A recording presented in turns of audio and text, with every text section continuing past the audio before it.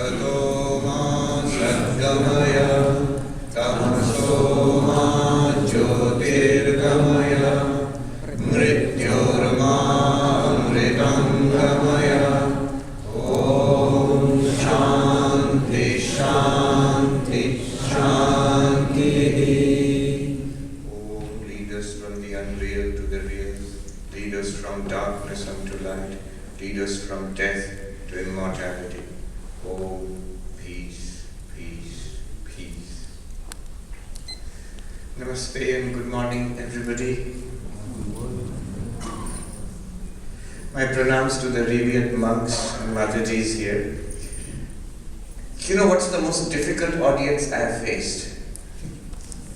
Usually, among the most difficult audiences are little kids, that's one. Or sometimes huge audiences. The largest audience that I have spoken to was in Belur at a convention, 14,000 people. But even more difficult than that, once I had spoken in the monks convention, and it was 400 to 500 monks sitting in front of me, all of them senior to me, and all staring at me. That is the most difficult audience you can speak to. It's also the most rewarding.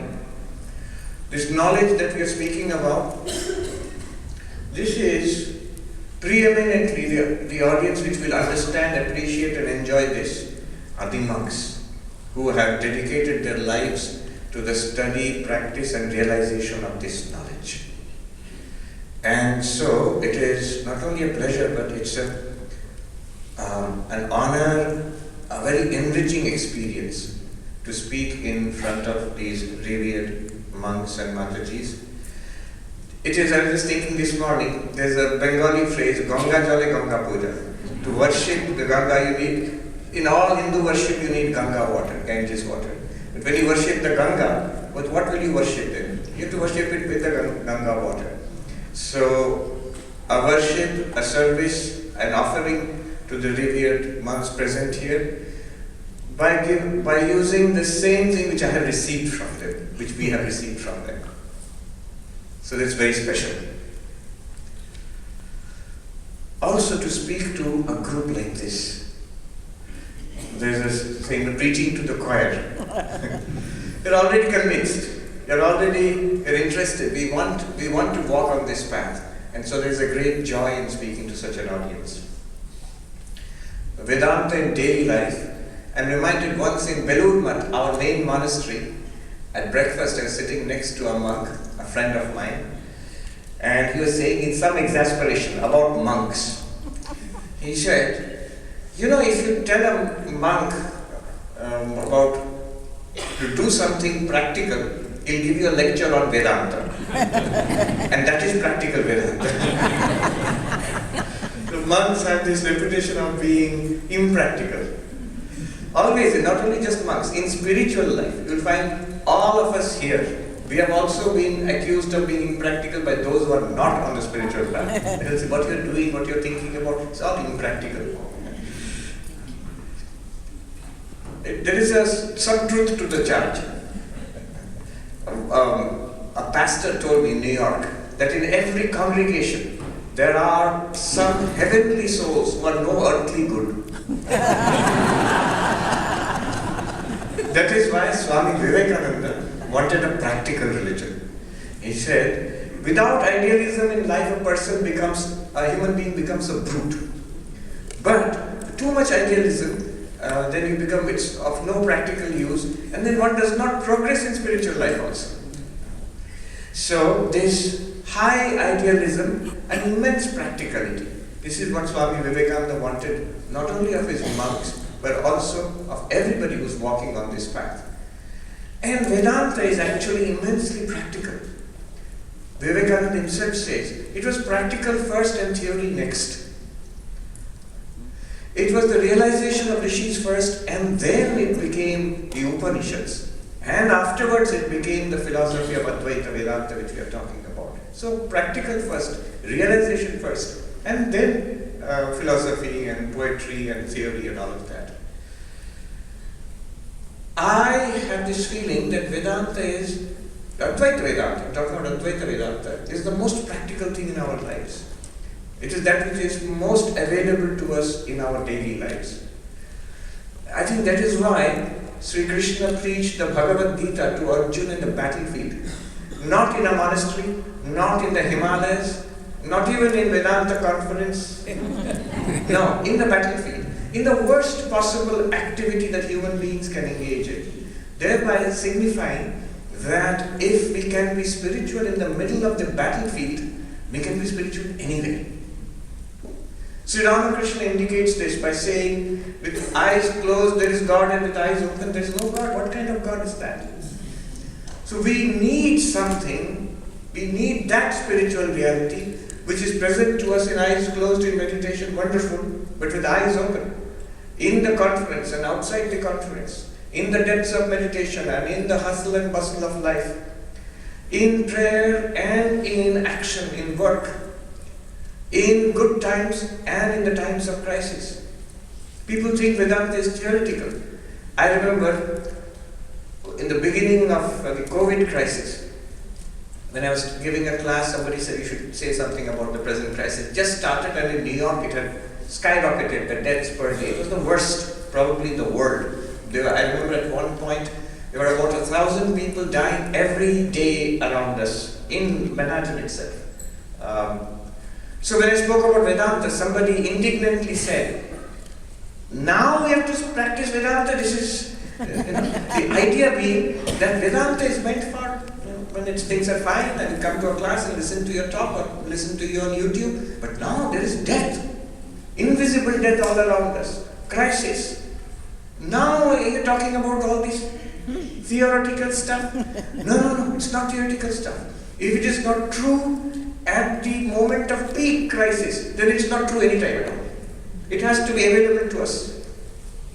Vivekananda said, I want that religion which will take a person where he or she is and lift that person up from there. I do not believe in a religion which promises heaven after death and is unable to wipe the tears of a widow or lift a piece of bread to the lips of a hungry man. I don't believe in such a religion. It should be able to help us whoever we are, wherever we are. And we should also think, I face problems in life, challenges in life. All my Vedanta, my yoga, my bhakti, my Advaita, Vishishta, Advaita, Dvaita, what can it do for me right now? Not after enlightenment, not after 30 years of practice, right now. Can it give me something? So it is useful in our daily lives. Not only again in the moment of crisis, in our humdrum life when there is no crisis. Right now, for example, it should be useful for us. And I believe Vedanta, in the sense of Advaita Vedanta, is the most practical thing. Is the thing that is continuously, most obviously available to us. That will be the theme of what I am going to say, to see that how real it is already. It's already a fact. And I would like us all to see this by the end of this session. I remember, this monk, Swami Sarvapriyananda. And I heard this story from Swami Ramanandaji Maharaj, who is now in Banaras. He said as a young student he approached Pramesh. He used to go to Swami Pramesh many times. One day suddenly Swami Pramesh he touched this young man, Ramanandaji, who became a monk later on. Here like this suddenly. And the Swami told me, in surprise, I jerked my head back. And then Swami Pramesh said something, I'll tell you in Bengali and then translate. He said, Oi, te chomke utlo, o chhada kono shala bhagavan nei. It's a bit of a rough language. He said that that one which reacted in surprise, which jerked its head back, that one, there is no rascal called God apart from that one. Using words like that in the presence of the great acharyas. So that is the one we are going to take a look at today.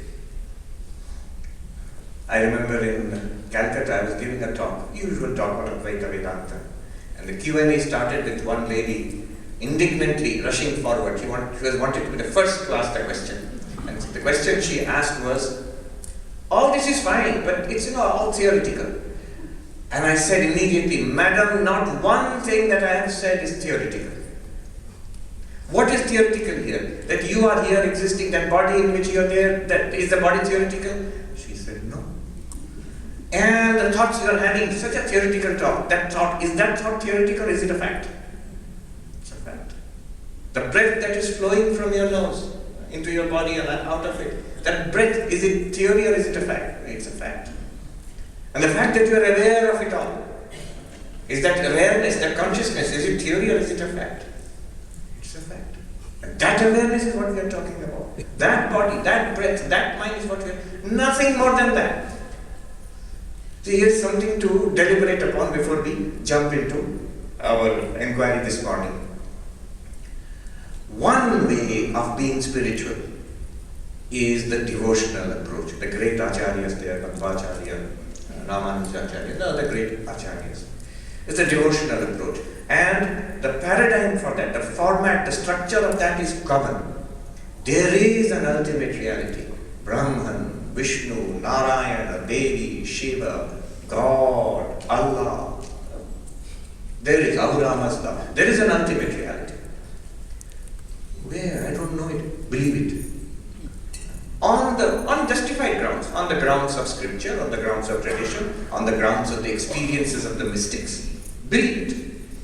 And surrender to it, relate to it, worship that ultimate reality through devotion. By the grace of that divinity, you will be set free.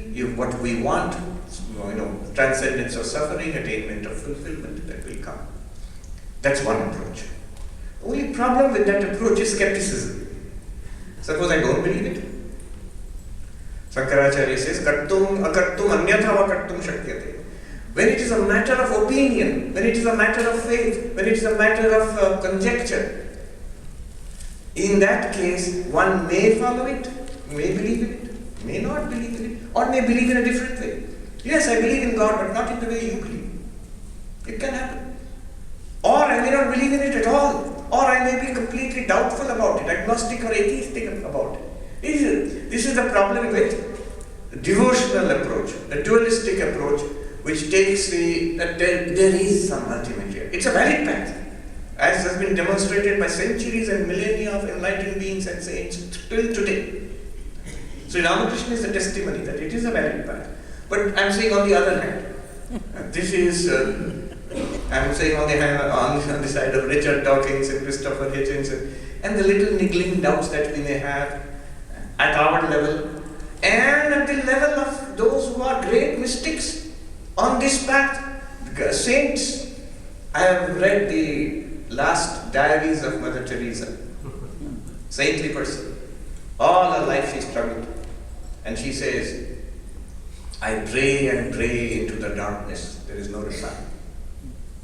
It's not that she was not spiritual, she was. But a purely dualistic devotional approach can leave you open to doubt and shakiness even till, decades and decades into your spiritual life. It can. So it's one side of it. Then in contrast to that is another approach, that is the direct experience approach, which is something Swami Vivekananda stressed very much. Here, especially in the United States. There's a reason why he translated Raja Yoga, Patanjali Yoga Sutras. His first work was not a Vedanta work. In fact, he wrote no books on Advaita Vedanta. His first effort was the Raja Yoga, which is based on the Patanjali Yoga Sutras, a Vedantic reading of the Patanjali Yoga Sutras. Why? It's an empirical age. We want proof. We want experience. The material world is real because we experience it. We'll see later that's exactly the reason why it is not true, but anyway. We experience it. And that is why it commands our attention, our faith, our loyalty, our desire, everything. Here is a secret about the human psyche. Whatever we consider to be real, that will define us for that particular time. Even a dream is extremely real and vivid for us at that time because it feels real to us. This feels real to us, and that's why it dominates our life, this world.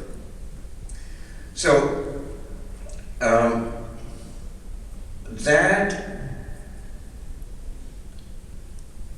inquiry into our immediate reality. That is what we are going to take up in this talk. We are going to dive into it. Sorry, I missed a point. At this point, all right. There is something I wanted to say, but I missed it. It's gone. I'll come back later.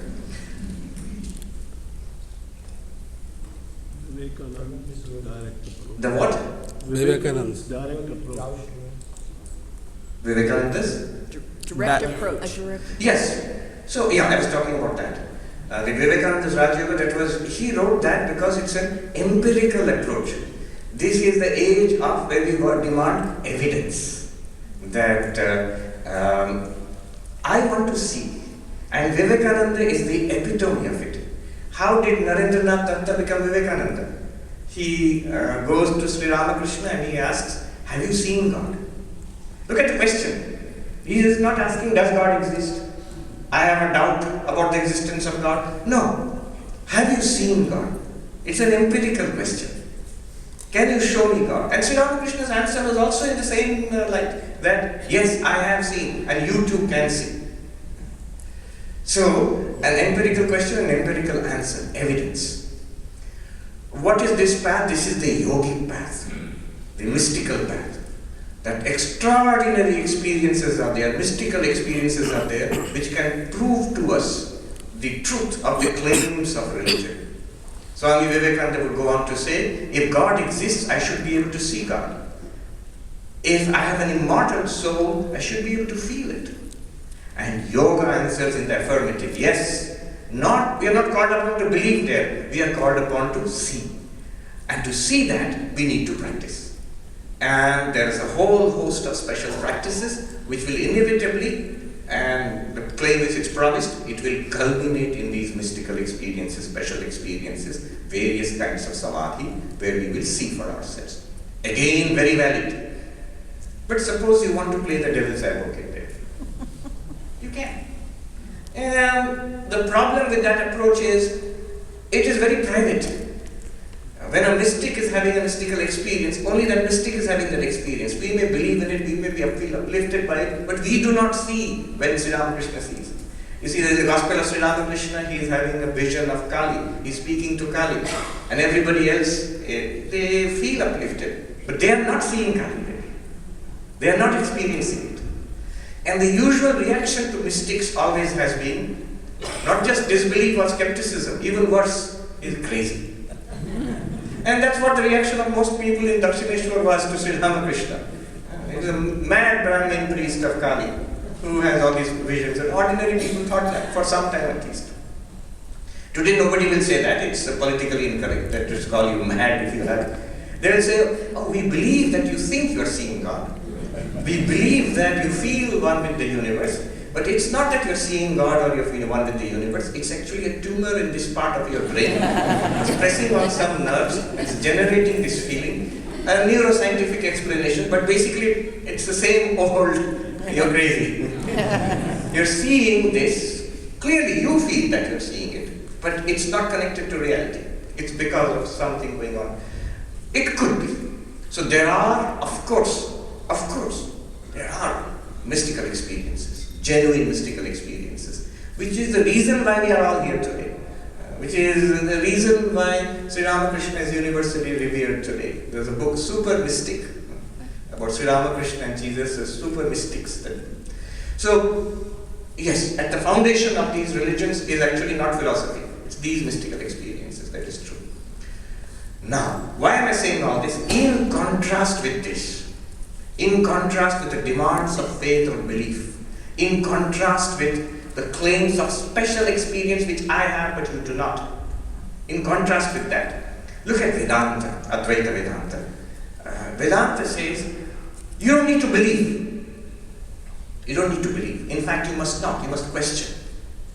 And you don't need special experiences. In a certain sense. There's always the footnote.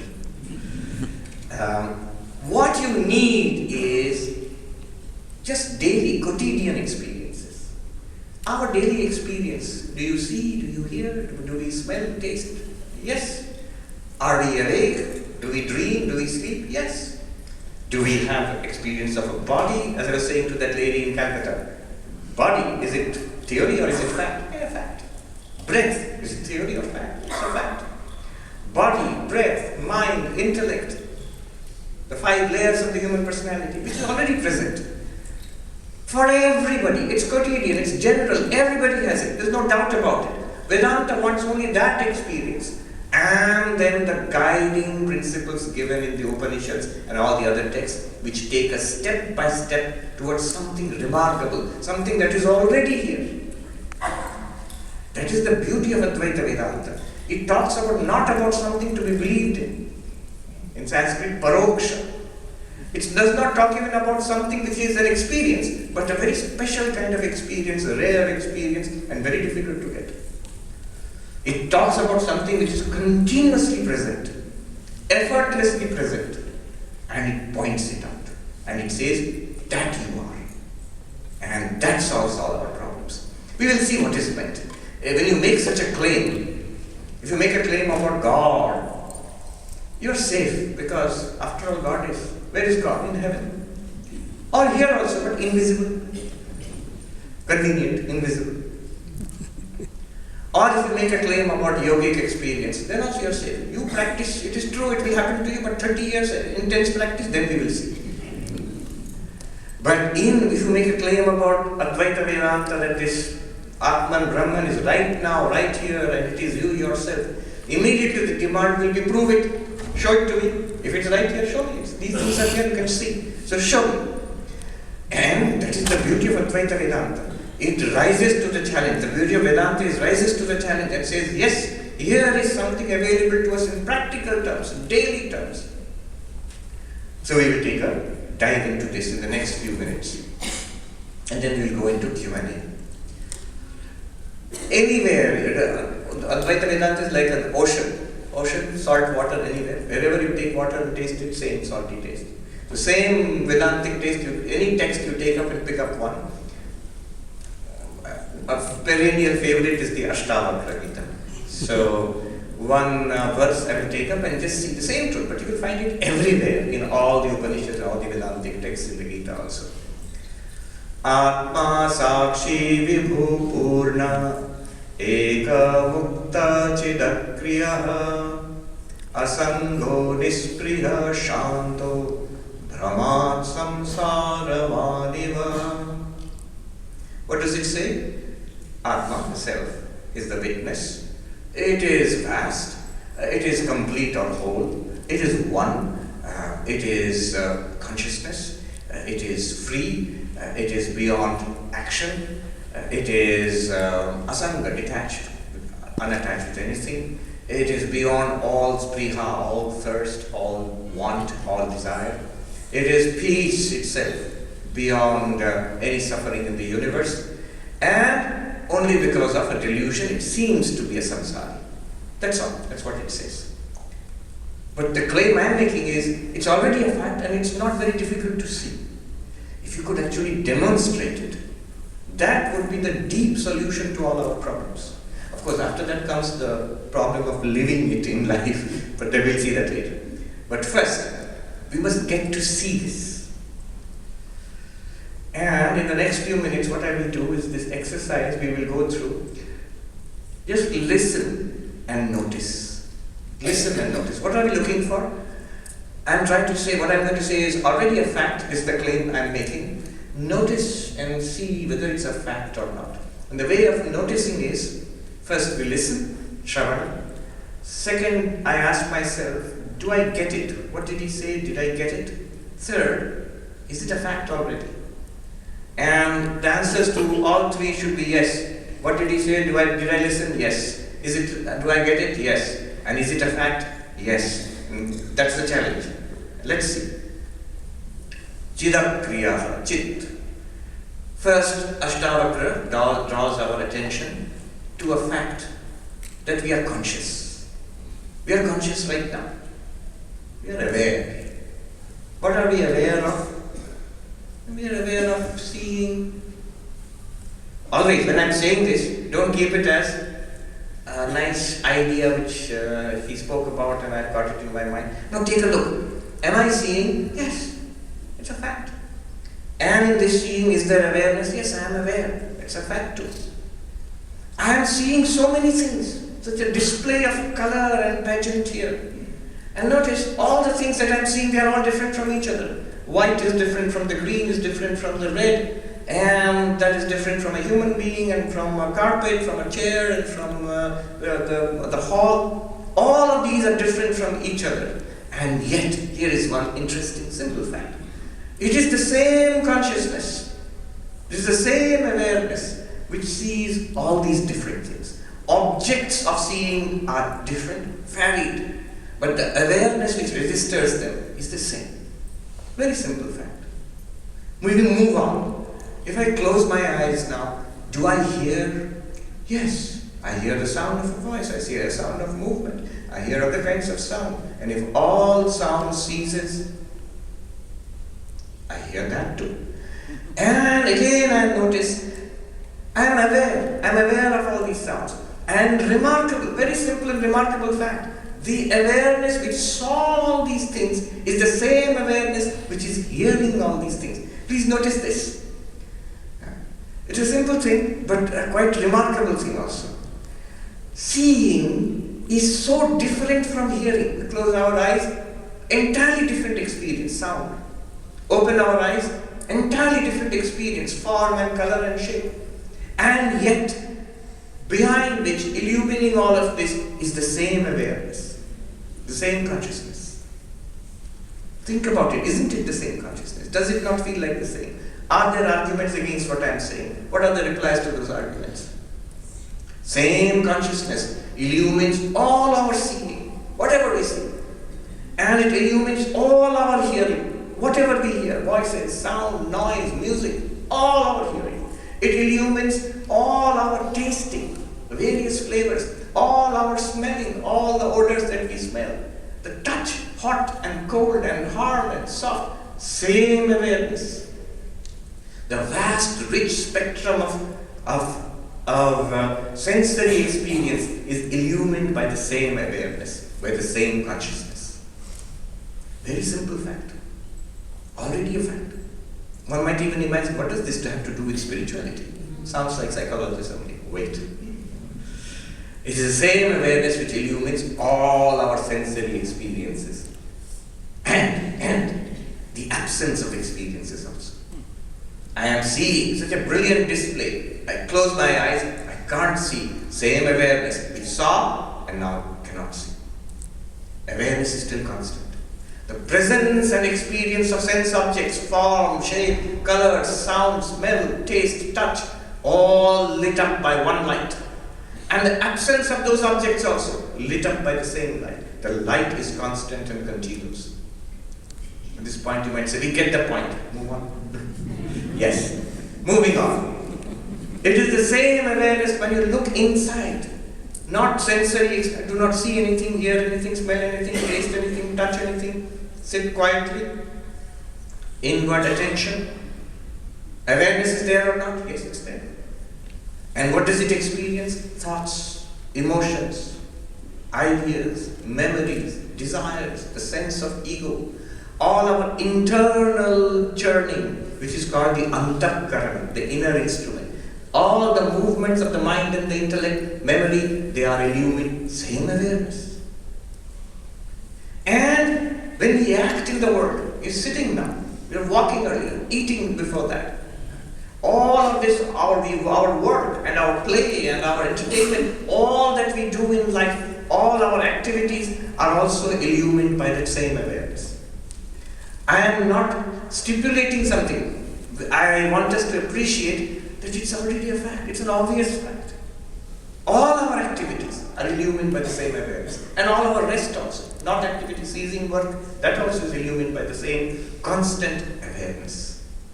In fact, all our waking, all our dreaming, and our deep sleep, that's a claim that will require argument to substantiate. But I'm just putting it out there for the time being, for lack of time. All our waking, all our dreaming, and our deep sleep also is illumined by that same awareness. Waking and dreaming, not difficult to see that the same awareness illumines. It's the same thing. When you fall asleep, the world of the waking goes away, even our experience of the body goes away from ourselves. And yet a world of dreams is generated that we see same awareness. Now, why am I saying all this? All of what I said just now, Ashtavakra uses one word, Sakshi. Atma Sakshi Vibhu Purna Eka Chit Eko Mukta Chidakriya. That awareness is given a name Sakshi. Sakshi means witness, but remember immediately when we use the word witness, it means like witnessing something. Did you witness the convention? Yes. Conference? Yes. No, not in that sense. Here it just means illuminer.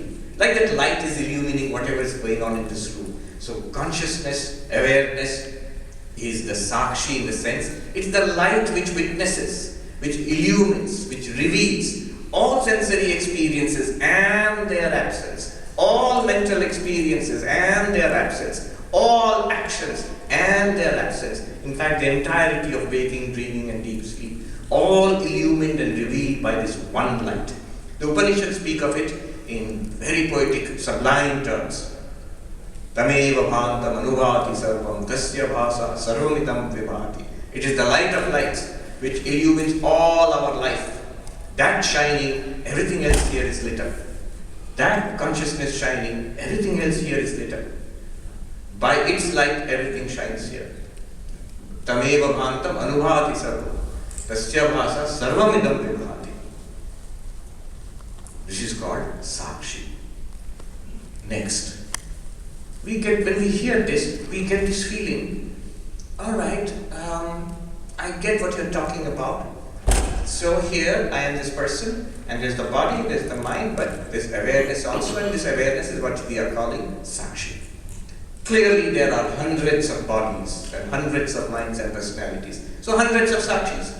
Here Ashtavakra says, Ekaha. This consciousness is one. See, Advaita Vedanta is full of bombshells like this. Every time we think we've got it, we'll say just the opposite. It's just counterintuitive. Stunning. Right now we have been shown something remarkable about our daily experience. See, one day if you realize God, if you have the vision of your Ishta Devata, same consciousness will illumine. There's nothing else.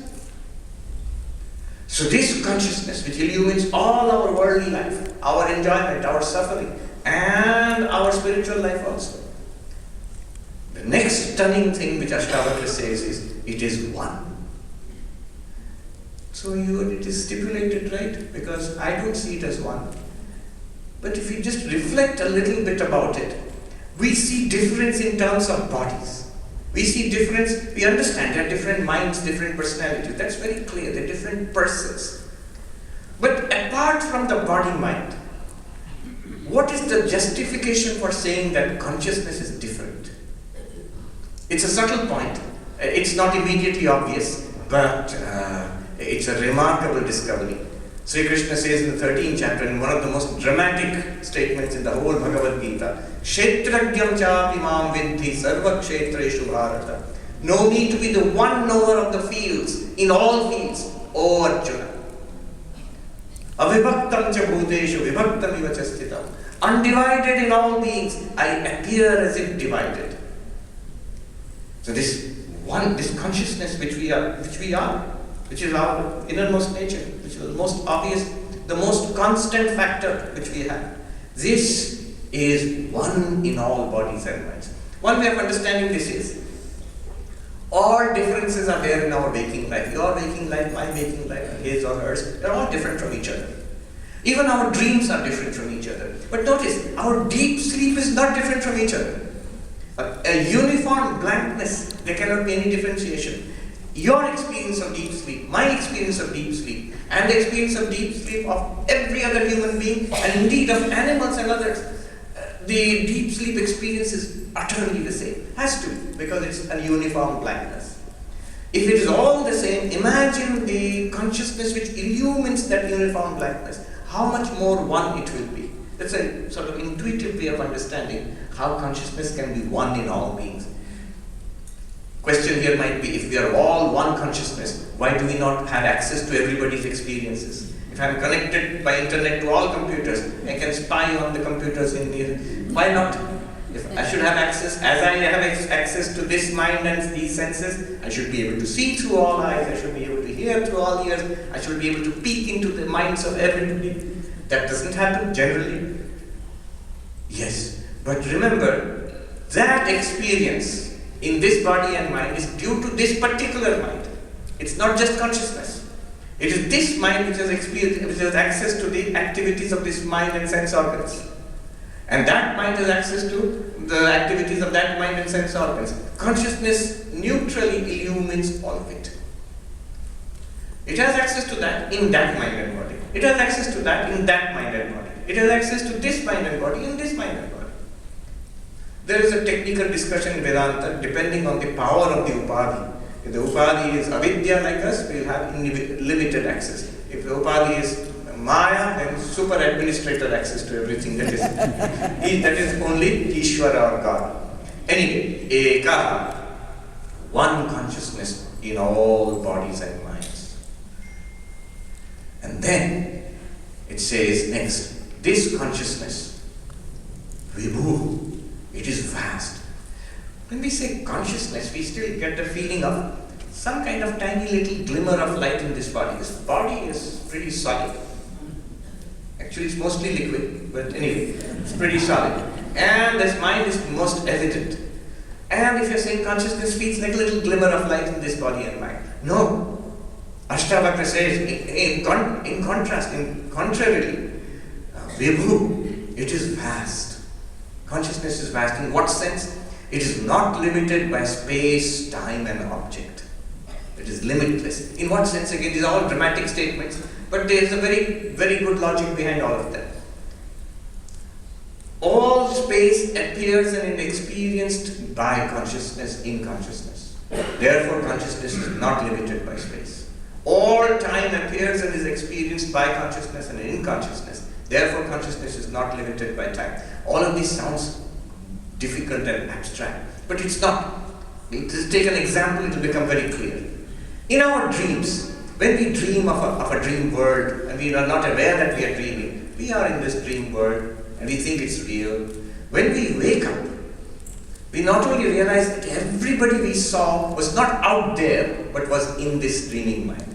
And the whole dream world which we saw was not out there. It's not that there's a big space and I am a tiny being walking around in that space. No, the entire space and the being which was experienced in the dream was entirely in the dreaming mind.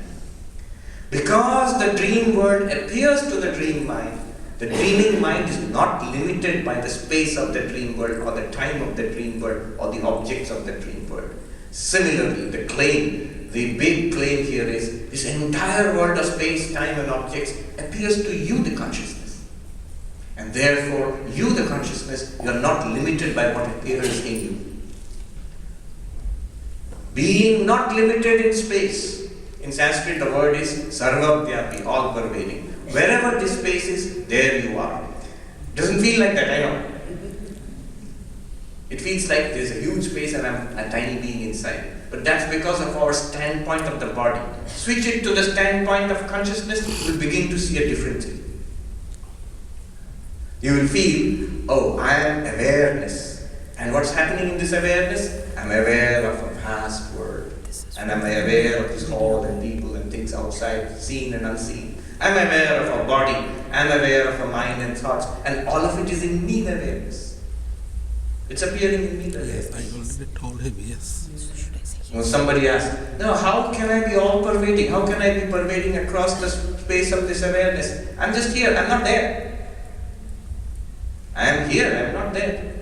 One sadhu asked in a gathering in Haridwar, हम यहाँ हैं, वहाँ नहीं है, सर्वव्यापी कैसे हुए? I am here, I am not even there. How am I all-pervading? And the answer was equally, even more stunning. The answer was, but here and there, are they not both in you? Yahan or wahan, kya dono hi aap mein nahi hai? What does that mean? It sounds mysterious. It's not actually. If I think I am the body, clearly I am here and you are there. But if I think I am awareness, if I take the perspective of awareness, I'm aware of this body here, I'm aware of that one there, and here and there are also appearances in awareness. In me the awareness, in me the consciousness. Space appears, time appears, and objects, living and non-living, appear. I am not limited. I am not in that. They are in me, in that perspective. Already. And the word Ashtavakra uses is Vibhu. All pervading. Pervading across space and time, all objects. So what are these space, time and objects? One approach to Advaita Vedanta is a Vivarta approach. They are appearances in consciousness. Just as the dream world appears in the dreaming mind, all space, all time, all objects appear in consciousness. So the dreaming world is false, and the dreaming mind is real to our common sense. Similarly, this consciousness is real, and all that appears in consciousness is false. This is the standard Advaita description. Brahma Satyam Jagat Mithya. Brahman is real, and the world is an appearance. Again, I am making the claim, not that some very abstract, distant, metaphysical claim. What I am saying is, it's already a fact. It's already done. It's already accomplished. If it was not a fact, it could never be accomplished. It's already a fact. Either we see it or we do not see it. That's all. So this whole world appears in me. This is one approach in Advaita Vedanta. But Ashtavakra goes further. He disagrees. He says these are not dream-like appearances. They are nothing other than consciousness. He uses the word Purnam. Purnam means the whole, the complete. Nothing is left out. Even the so-called dream-like appearances, people, human beings, the space and time and objects, planets and stars, quarks and quasars, all of it, are they dream-like appearances? That's one answer. Or, Ashtavakra says, they are this one consciousness alone. This one consciousness is Purnam. It fills everything. One phrase I heard from sadhus in the Himalayas, Jiv katyon thasaathas bharpur. Exactly as it is. And packed tight. The universe is packed tight with Brahman. There is no space for a universe actually. Where will you put a universe? It's just Brahman. It's just existence. If you say that the universe is right there, in existence. Yes, but is it other than existence? Then it is non-existent. And if it is only existence, it's Brahman. Where is the space for a universe? Not even a needle can be put in Brahman. It's only Brahman, packed tight with Brahman. That is called, it's filled with existence, filled with consciousness, filled with bliss. This is called Purnam. All that appears is Brahman. See, just a little note here, philosophical note here. In one sentence, whole gamut of dualism and non-dualism. One way of looking at this universe is what is called in Vedanta or in Sankhya, Prakriti Parinama, a transformation of a real nature. A deeper way, Vedantic way of looking at it is Brahma Vivarta, an appearance of consciousness.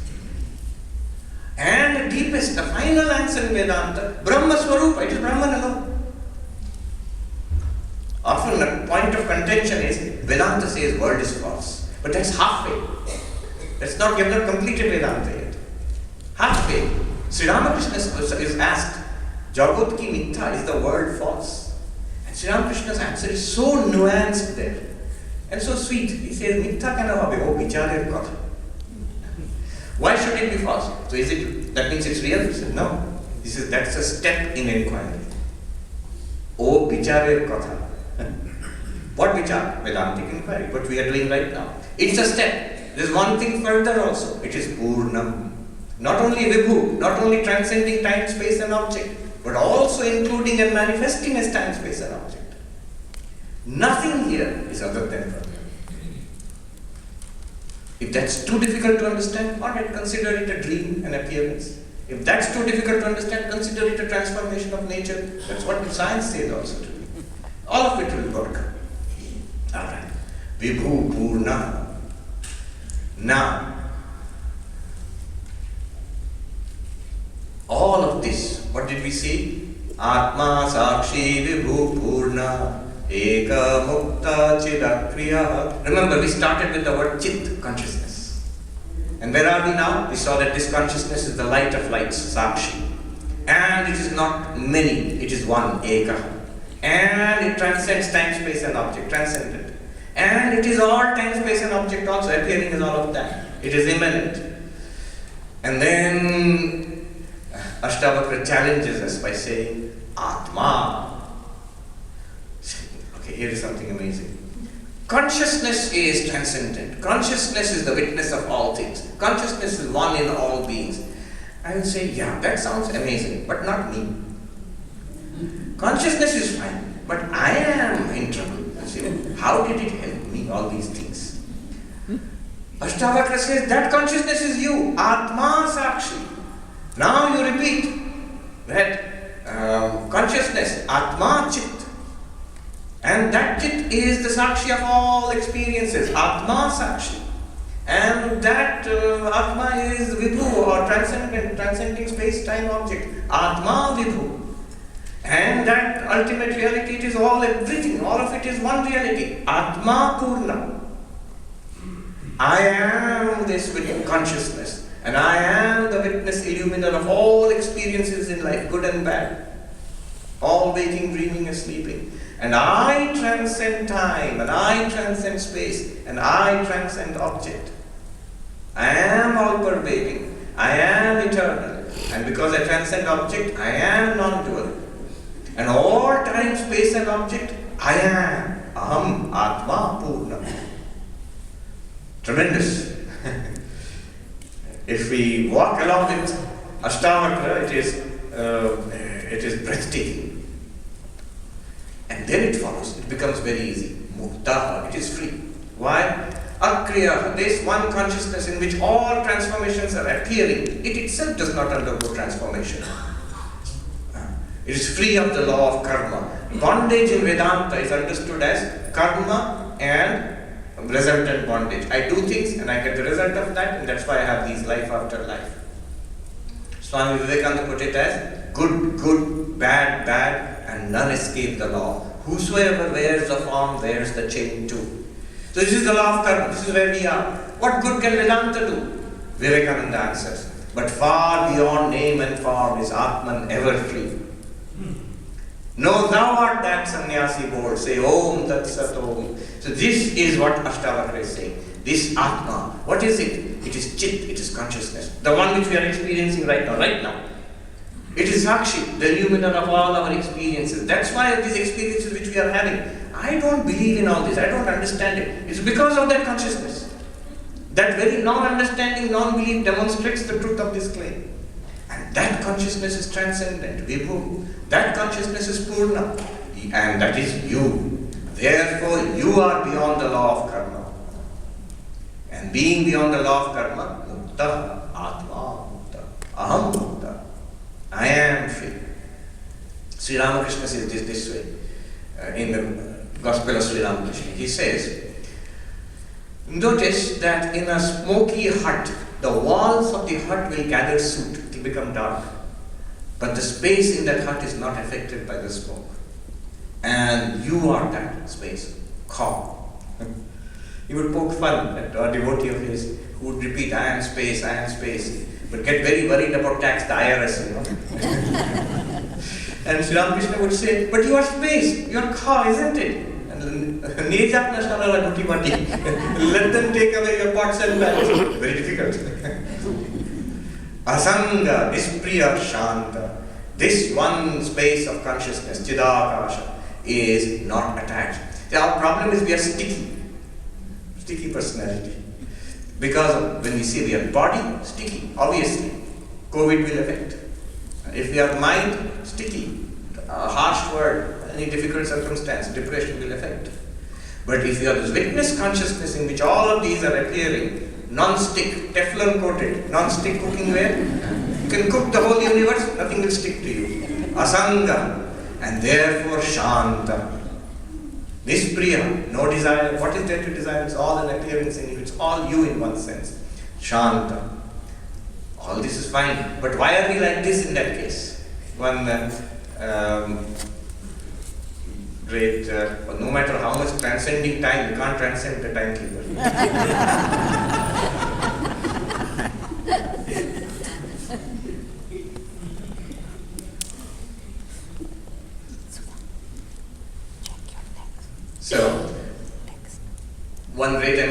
philosopher who loved Vedanta, I heard recently, Robert Nozick, he passed away a few years ago.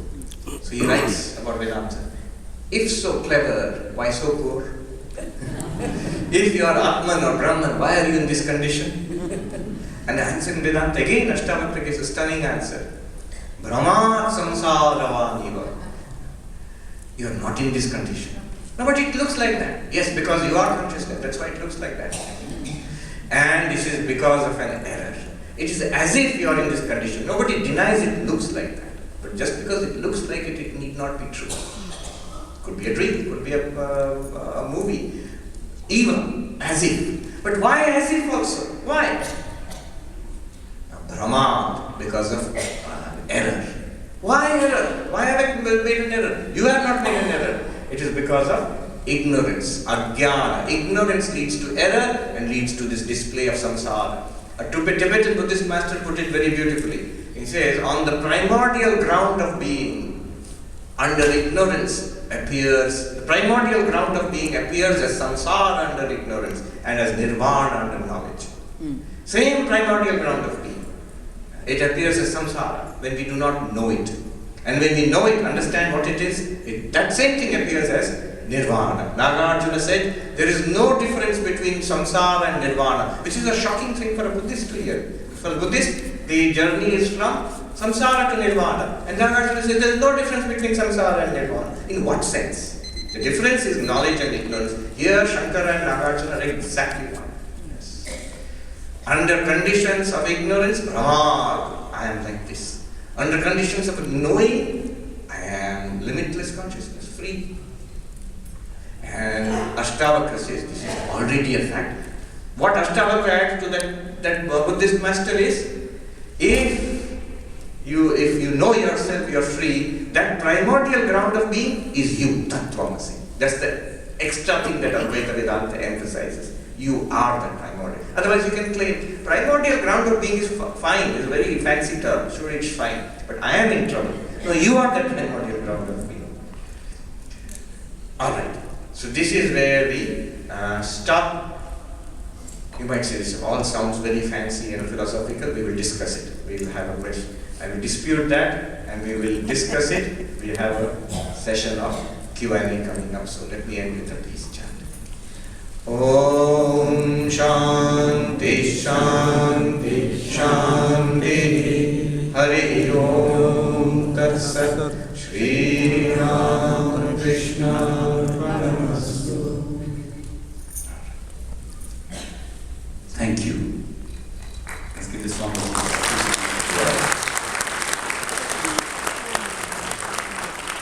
What happens next, of course, is Q&A. But after the Q&A session, we'd like to do something different, and that is, we've got requests from several individuals who wanted to get a group picture done, and we hope that it is okay with the Swamijis and all of you to line up for a group picture with all of us, and some of them also want